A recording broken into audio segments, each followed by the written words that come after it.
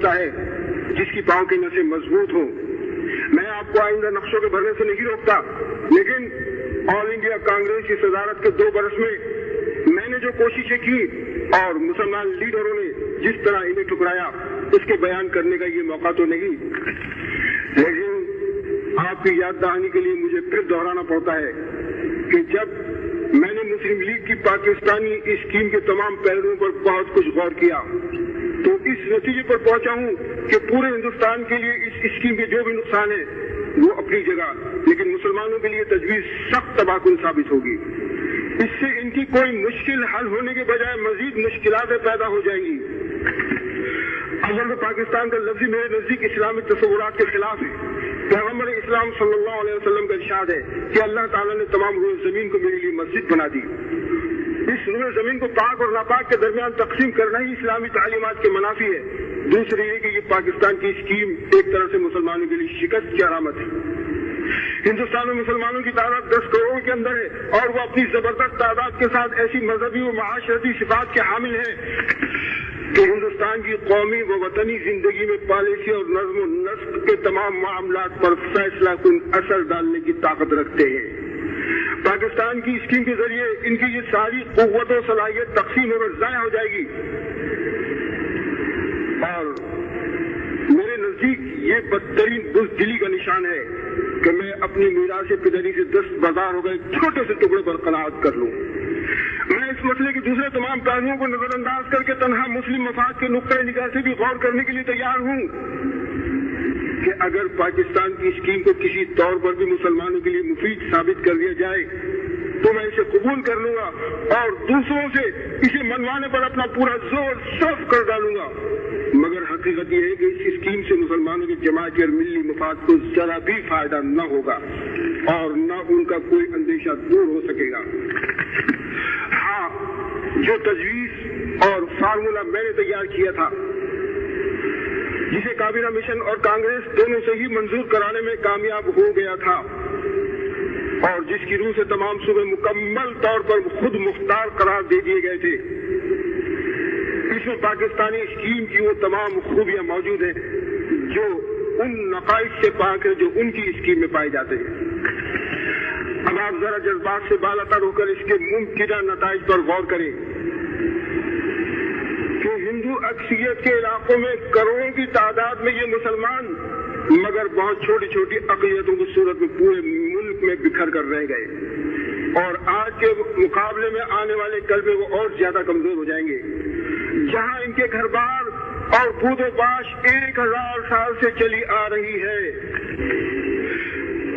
और जहां उन्होंने इस्लामी तहजीब व तमद्दुन के मशहूर और बड़े बड़े मराकज़ तामीर किए, हिंदू अक्सरियत के इलाकों में बसने वाले ये मुसलमान एक दिन अचानक सुबह खुलते अपने आप को अपने घर और वतन में परदेसी और अजनबी पाए गए, सनती तालीमी और माशी लिहाज से पसमानदा हो गए और एक ऐसी हुकूमत के रहम करम पर हो गए जो खालिस हिंदू राज बन गई। पाकिस्तान में ख्वाह मुसलमानों की मुकम्मल अक्सरियत की हुकूमत ही क्यों न कायम हो जाए, इससे हिंदुस्तान में रहने वाले मुसलमानों का मसला हरगिज हल नहीं हो सकेगा। ये 2 रियासतें एक दूसरे के मद्दे मुकाबिल बनकर एक दूसरे की अक़लियतों का मसला हल करने की पोजीशन में नहीं आ सकती। इससे सिर्फ यरगमाल और इंतकाम का रास्ता खुलेगा। मेरे भाइयों, आपको याद होगा कि 10 जून 1940 में कांग्रेस की सदारत संभालने के बाद जब मैंने हिंदू मुस्लिम इख्तिलाफ के तस्फिये की गरज से बहैसियत सदर कांग्रेस मिस्टर मोहम्मद अली जिन्ना सदर मुस्लिम लीग को ये तजवीज भेजी थी कि हिंदुस्तान के तमाम सूबों और मरकज में किसी एक पार्टी की वज़रात के बजाय कांग्रेस और मुस्लिम लीग पर मुश्तमिल मखलूत वज़रातें बनाई जाए, लेकिन मिस्टर जिन्ना ने मेरी तजवीज ये कहकर मुस्तरद कर दी कि तुमको कांग्रेस ने शुगवाई की तरह कांग्रेस का सदर बनाया है, इसलिए मैं तुमसे किसी तरह की गुफ्तगू नहीं करना चाहता हूँ।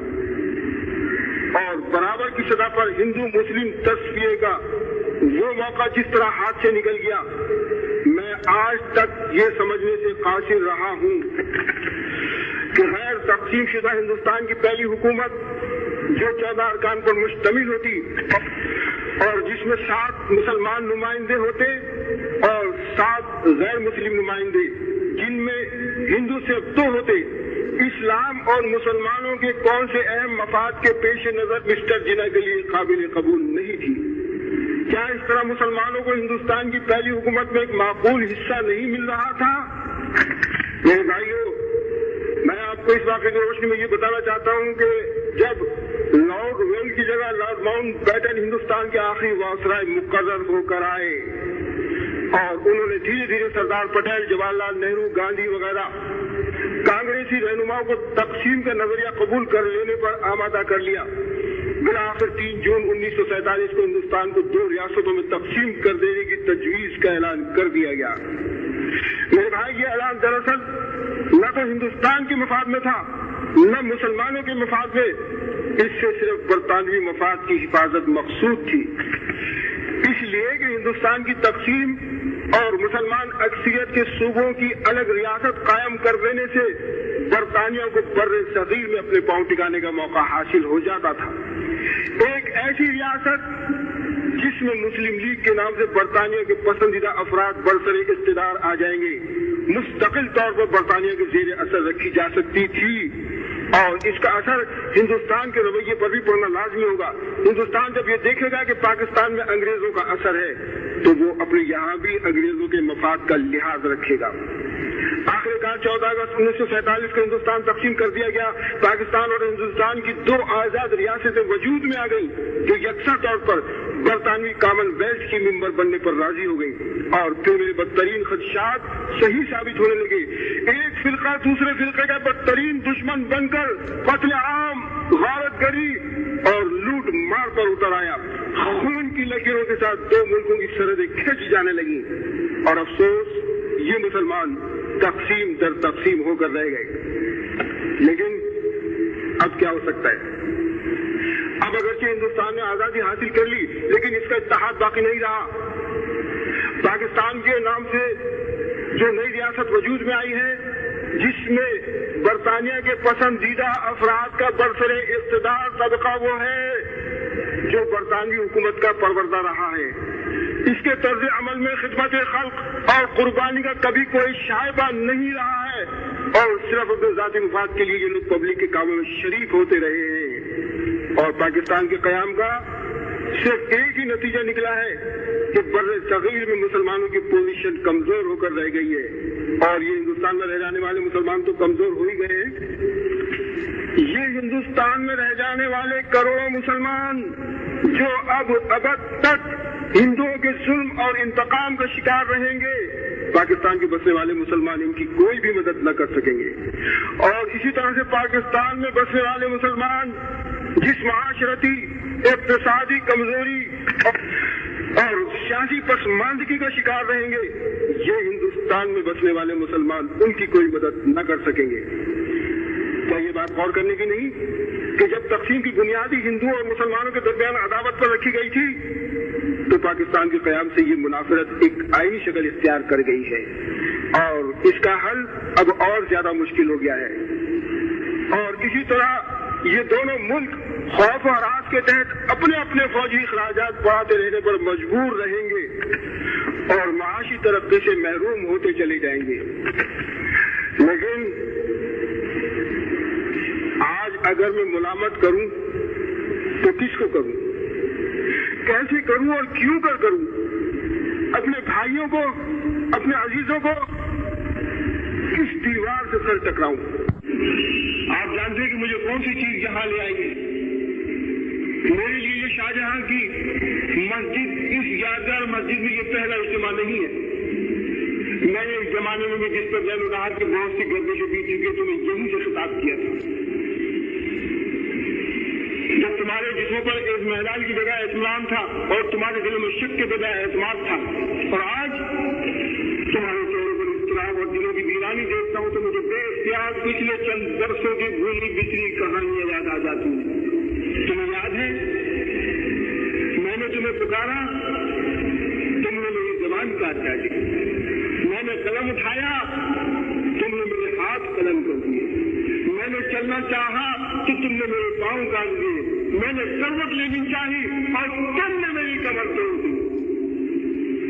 حتیٰ کہ پچھلے 7 برس کی تلخنما سیاست جو تمہیں جدائی دے رہی ہے، اس کے عہد شباب वाकई मैंने तुम्हें खतरे की शाहराह पर झंझोड़ा, लेकिन तुमने मेरी सदर से न सिर्फ एराज किया बल्कि गफलत और इनकार में सारी सुन्नतें ताज़ा कर दी। मुस्तकीम से तो दूर ले गया। सब पूछो तो मैं जरूर हूँ, एक दूर अफ्तादा सा हूँ जिसने वतन में रहकर गरीब वतनों की जिंदगी गुजार दी है। इसका ये मतलब नहीं है कि जो मुकाम मैंने पहले देश के लिए चुन लिया था वहां मेरे बाल ऊपर काट लिए गए हैं या मेरे आशाने के लिए कोई जगह नहीं रही है, बल्कि मैं ये कहना चाहता हूँ मेरे दामन को तुम्हारी 10 दराजों से गिला है। मेरा एहसास जख्म है, मेरे दिल को सदमा है। सोचो तो सही, तुमने कौन सी रात किया?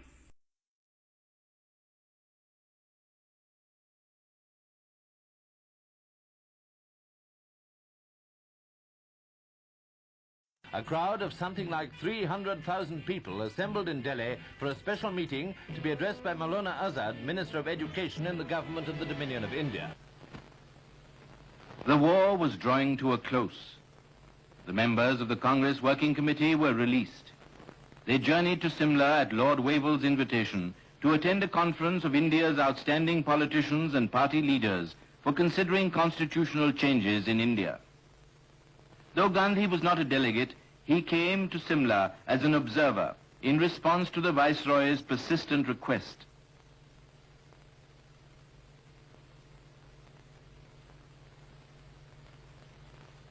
On June 25th, the invitees assembled at Simla.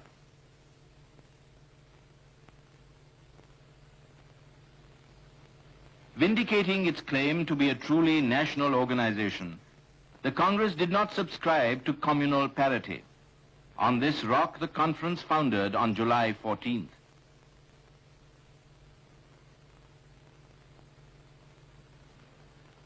The British Labour government's delegation, consisting of Lord Pethick Lawrence, Sir Stafford Cripps, and Mr. A.V. Alexander, arrived in India in March 1946 to discuss terms for the transfer of power. The cabinet mission began its work by interviewing leading representatives of the main political parties.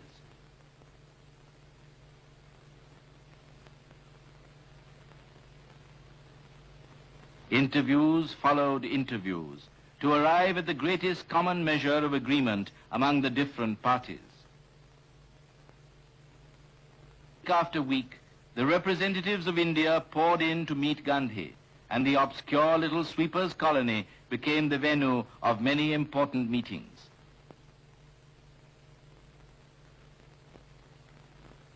Abul Kalam Azad, Jawaharlal Nehru, Khan Abdul Ghaffar Khan, and Sardar Vallabhbhai Patel arrived in the first week of May to represent the Congress. Pourparlers continued at the Viceregal Lodge, but the conference could not achieve an agreement between the Indian National Congress and the Muslim League, and broke up on May 12th. A meeting of the All India Congress Committee was held in July to consider and ratify the Working Committee decision that the Congress should join the proposed Constituent Assembly with a view to framing the constitution of a free, united and democratic India. To seek guidance from Gandhi.